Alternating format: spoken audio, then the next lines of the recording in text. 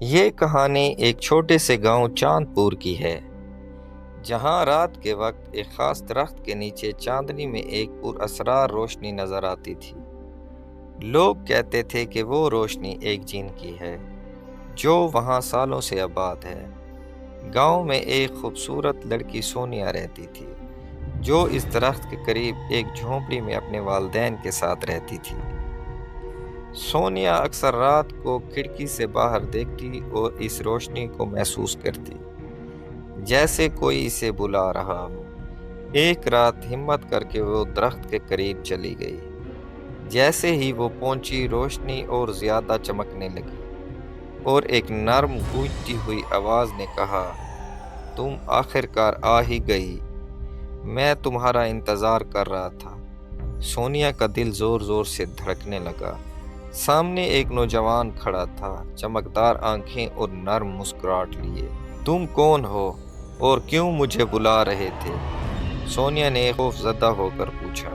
"میرا نام فیاض ہے، میں اس درخت کا محافظ ہوں۔ برسوں سے میں تمہیں دیکھتا آیا ہوں اور تمہاری سادگی اور نرمی نے میرے دل کو مو لیا ہے، لیکن میں انسان نہیں، میں ایک جن ہوں۔"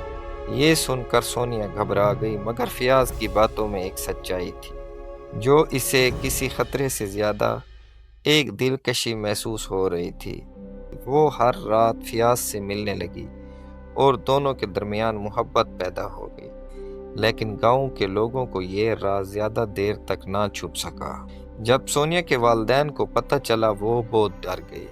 اس پر سختی سے پابندی لگا دی کہ وہ کبھی اس درخت کے قریب نہ جائے، مگر محبت ایسی چیز ہے جو پابندیاں نہیں مانتی۔ ایک رات سونیا پھر وہاں گئی اور فیاض نے اسے اپنی دنیا میں چلنے کے لیے کہا۔ سونیا شش و پنج میں تھی، لیکن آخر میں اس نے فیصلہ کر لیا، وہ اپنی دنیا چھوڑ کر فیاض کے ساتھ جائے گی۔ کہتے ہیں کہ اس رات کے بعد وہ روشنی کبھی کسی نے نہیں دیکھی۔ کچھ لوگ کہتے ہیں کہ سونیا فیاض کے ساتھ اور دنیا میں چلی گئی، اور کچھ مانتے ہیں کہ وہ ایک کہانی بن کر رہ گئی، لیکن گاؤں کے لوگ آج بھی چاندنی رات میں اس درخت کے نیچے بیٹھ کر کسی کی آہٹ محسوس کرتے ہیں۔